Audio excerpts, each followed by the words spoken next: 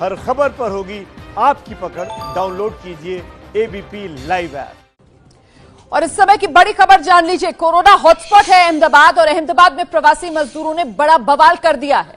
एक बार फिर से मजदूरों के हंगामे की तस्वीरें जो अहमदाबाद से सामने आ रही हैं। अहमदाबाद में प्रवासी मजदूरों का ये हंगामा, मांग अपने राज्य भेजने की कर रहे हैं ये प्रवासी मजदूर।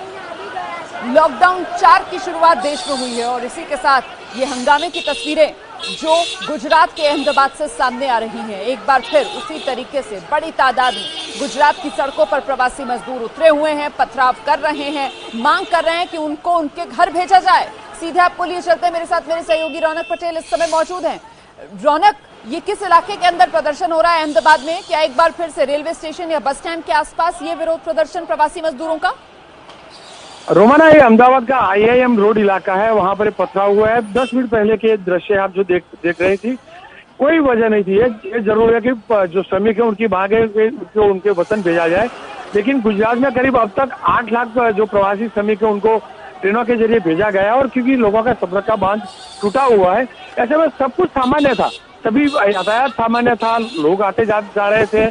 लेकिन अचानक ही एक ग्रुप कम से कम 100 से 200 मजदूर इकट्ठा हो गए। उन्होंने पथराव शुरू कर दिया। कुछ लोगों के हाथ में डंडे भी थे, लेकिन क्योंकि इलाके में पास का ही पुलिस स्टेशन था, यूनिवर्सिटी पुलिस स्टेशन के पुलिसकर्मी वहां पहुंच गए और स्थिति पर अभी का कंट्रोल ले लिया गया है। लेकिन भारी पथराव हुआ, करीब 4 से 5 मिनट तक इस प्रकार का पथराव किया और जो पत्थर साथ में थे, डंडे भी साथ में थे। इसी प्रकार की वारदात कल आप राजकोट जिले में देख चुके थे। राजकोट का जो शापर वेरावल इलाका है, वहां पर भी श्रमिकों ने इसी प्रकार से पथराव और हंगामा और हिंसा की थी। सबसे बड़ा सवाल है कि सरकार का प्रयास जरूर है सबको भेजने का, लेकिन आप जैसे कि जानते हैं कि गुजरात मुंबई के बाद सबसे बड़ा ऐसा स्टेट है, या तो अहमदाबाद तीसरा बड़ा शहर है, जहां पर लाखों की तादाद में दूसरे प्रवासी मजदूर रहते हैं। ऐसे में स्वाभाविक तौर पर जितने भी आयोजन किए जा रहे हैं वो कम पड़ रहे हैं।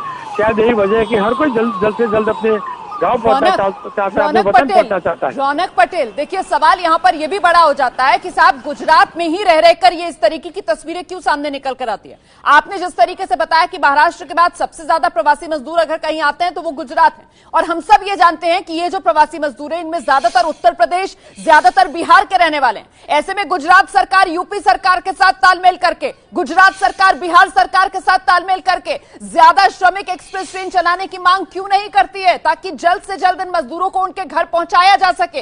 ये चौथा लॉकडाउन है जिसकी शुरुआत हो गई है, संयम साथ छोड़ रहा है मजदूरों का, उन्हें उनके घर क्यों नहीं जाने दिया जा रहा?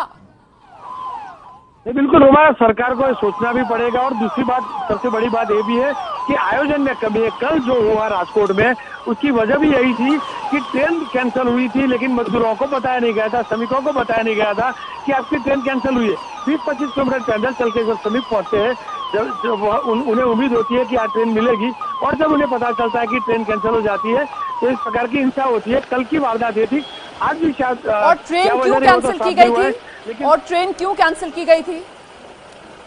वो किसी को भी पता नहीं है। लेकिन आज एक ट्वीट आया जिसमें कहा गया कि रेलवे और स्थानीय जो प्रशासन है, दोनों के बीच में कोऑर्डिनेशन नहीं था, और स्थानीय प्रशासन ने पुलिस को नहीं बताया था, राजकोट पुलिस को, ग्रामीण पुलिस को, किस प्रकार से ट्रेन कैंसिल हुई है। और यही वजह है कि कल इकट्ठा श्रमिक ज्यादा हुई है, रात भर पैदल चलते हुए सुबह में इकट्ठा हुए। जैसे ही पता चला कि हमारी ट्रेन कैंसिल हुई तो स्वाभाविक तौर पर उनका सब्र का बांध टूट गया और हिंसा पर उतर आए। और जैसा कि आपने बताया कि स्टेट गवर्नमेंटों को सोचना पड़ेगा, अधिक से अधिक इस प्रकार की ट्रेन चलाई जाए।